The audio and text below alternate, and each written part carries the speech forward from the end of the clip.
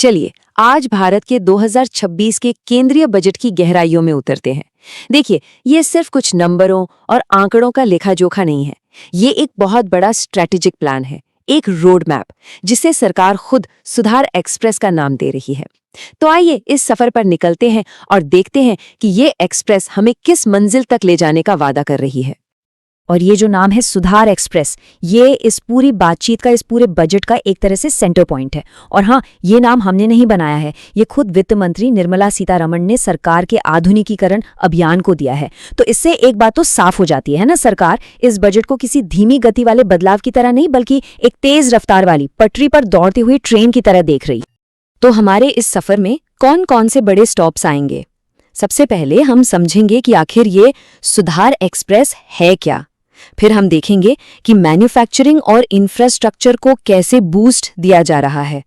उसके बाद एआई के भविष्य के लिए देश को कैसे तैयार किया जा रहा है, इस पर बात होगी। फिर आएगा वो हिस्सा जिसका सबको इंतजार रहता है, यानी हमारे पैसे पर इसका क्या असर होगा। और आखिर में हम इन सबको जोड़कर देखेंगे कि इसकी बड़ी तस्वीर क्या बनती है।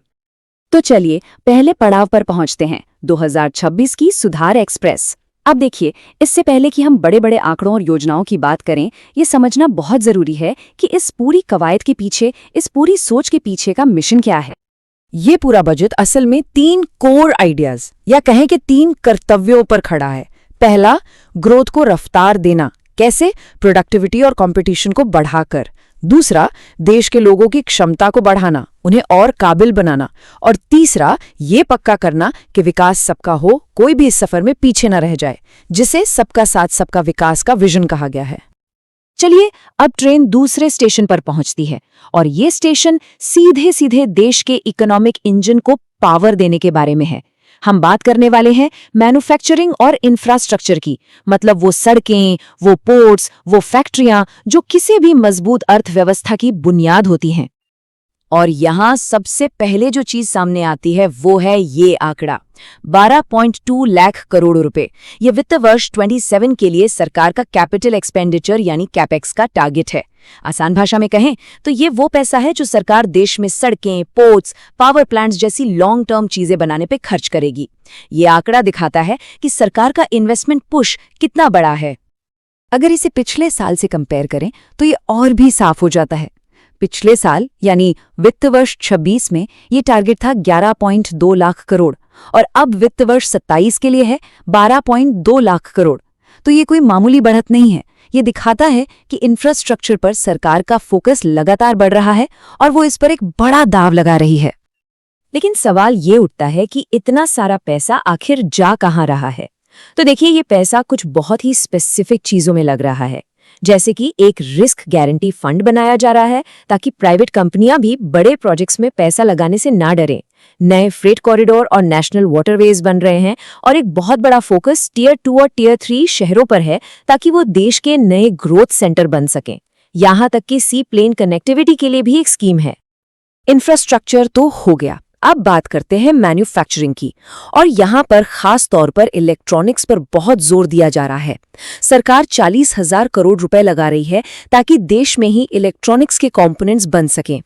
इसका मकसद सिर्फ फैक्ट्रियां लगाना नहीं है, असली मकसद है कि हम मोबाइल फोन, लैपटॉप जैसी चीजों के पुर्जों के लिए दूसरे देशों पर निर्भर न रहें और भारत खुद एक बड़ा मैन्युफैक्चरिंग हब बने।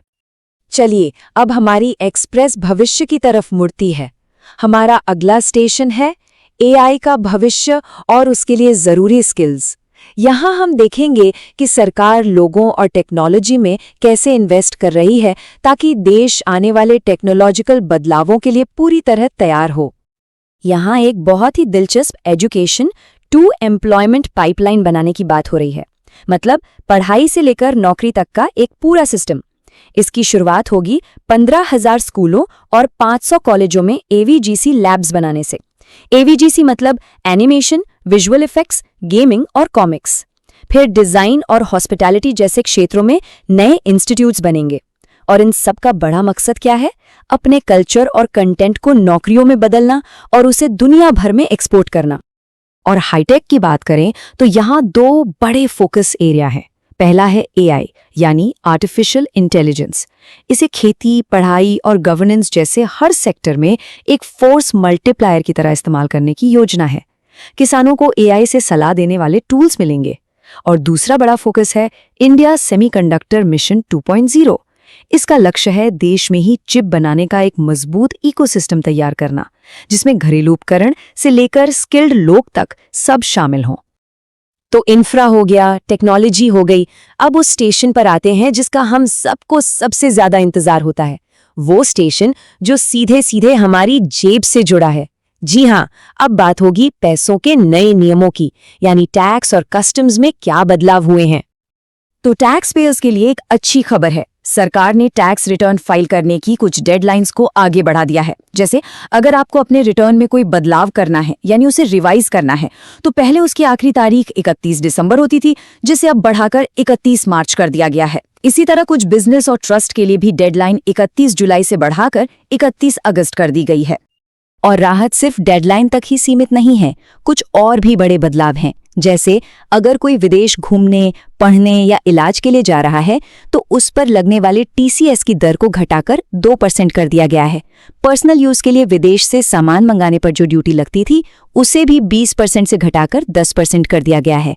और जो सबसे जरूरी बात है वो ये कि कैंसर की 17 दवाइयों और कुछ दूसरी दुर्लभ बीमारियों के इलाज पर लगने वाली कस्टम ड्यूटी को पूरी तरह से खत्म कर दिया गया है।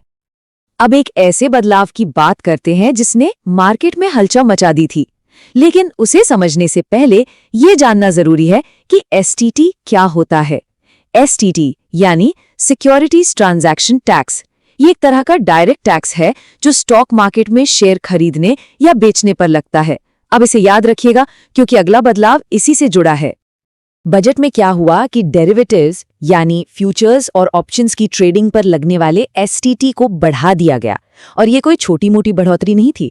फ्यूचर्स पर ये 0.02% से बढ़कर 0.05% हो गया और ऑप्शंस पर 0.10% से बढ़कर 0.15%। ये एक बड़ा कदम था जिसका सीधा असर ट्रेडर्स पर पड़ना था। और मार्केट ने इस पर कैसे रिएक्ट किया? बहुत तेजी से और बहुत जोरदार तरीके से। जिस दिन ये ऐलान हुआ, BSE सेंसेक्स अपने दिन के हाई से लगभग 2300 पॉइंट्स नीचे गिर गया।